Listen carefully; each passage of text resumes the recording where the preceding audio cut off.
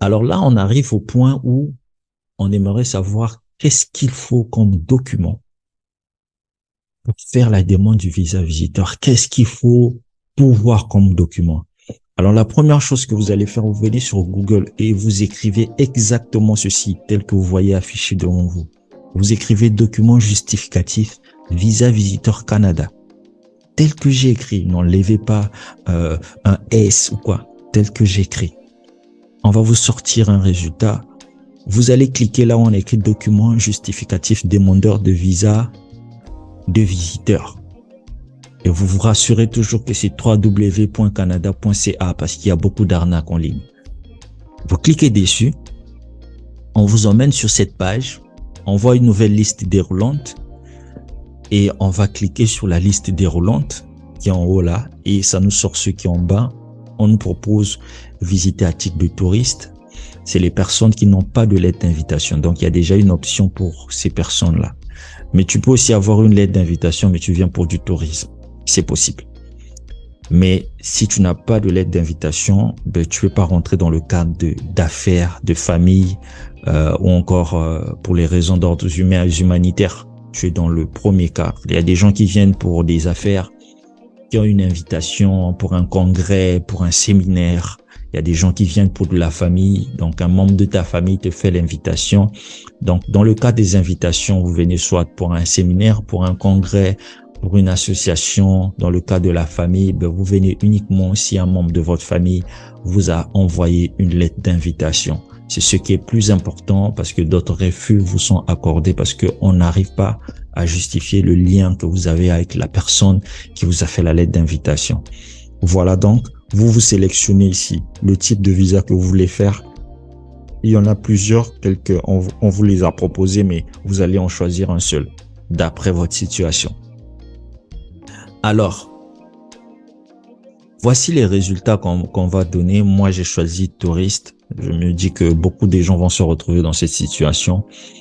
Les documents qu'on va vous demander sont les 4 documents ci-après. Il y a antécédent de voyage.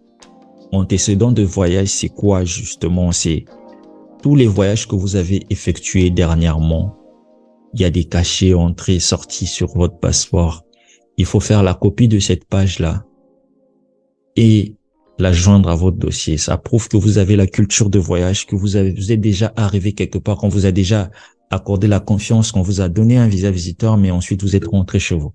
Donc c'est assez important avant de faire la demande du visa visiteur d'avoir des antécédents de voyage. L'itinéraire, c'est le trajet que vous allez effectuer. L'itinéraire doit être très clair. Vous allez quitter d'où? Quel est le vol que vous allez prendre? Vous allez passer par où?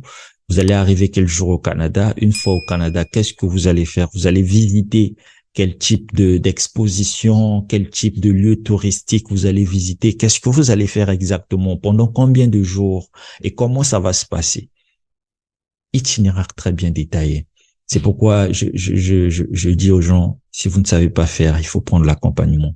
Si vous pouvez le faire, alors faites-le. Si vous avez cet art-là de bien organiser vos choses, faites-le. Parce que c'est important. L'itinéraire, c'est l'une des clés du visa visiteur parce que on vous refuse le visa visiteur à cause des raisons de votre visite qui ne sont pas claires. Donc, votre itinéraire doit être très bien clair.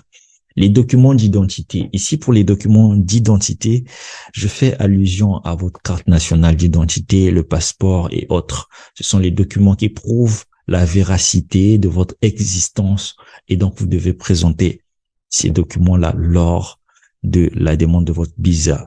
Alors, j'aimerais noter ce point. Il faut toujours ajouter une lettre explicative à votre demande. La lettre explicative, c'est une lettre tout simplement que tout le monde peut écrire qui explique les raisons de votre visite, pourquoi vous avez choisi telle ou telle province, quelle est votre relation avec le parent. Si vous avez une lettre d'invitation, ce sont ces choses-là que vous mettez dans la lettre explicative, le nombre de jours que vous allez faire sur le territoire, votre engagement à quitter le territoire à la fin de votre séjour et les zones sombres, par exemple la preuve financière, le relevé de compte. Il peut y avoir des montants qui sont farfelus et vous voulez quand même les expliquer à l'agent d'immigration parce que l'agent va recevoir le relevé. Lui, il sera pas là. il aimerait comprendre. Il ne doit pas se poser des questions. Plus il se pose des questions, plus vous courez le risque d'avoir un refus. Donc, vous devez toujours mettre une lettre explicative. Et au niveau du relevé bancaire, ce sont vos biens. On veut définir que vous avez beaucoup de choses. Donc, allez-y avec des documents réels. Et dans la suite, on verra quelles preuves financières il faut fournir. Mais pour l'instant, ce que vous avez à savoir, c'est que ces 4 documents, en gros, suffisent. Après, si vous demandez le visa d'affaires, on va vous demander d'autres documents. Mais vous faites la même procédure, vous sélectionnez visa affaires et on va vous sortir la liste des documents comme on a fait pour visa touriste. J'espère que c'est clair. Toujours, si vous avez des questions, vous les posez en commentaire. Et si vous n'êtes pas encore abonné, appuyez sur le bouton s'abonner parce que c'est le visa que l'on vous donne à portée de main, littéralement dans cette vidéo.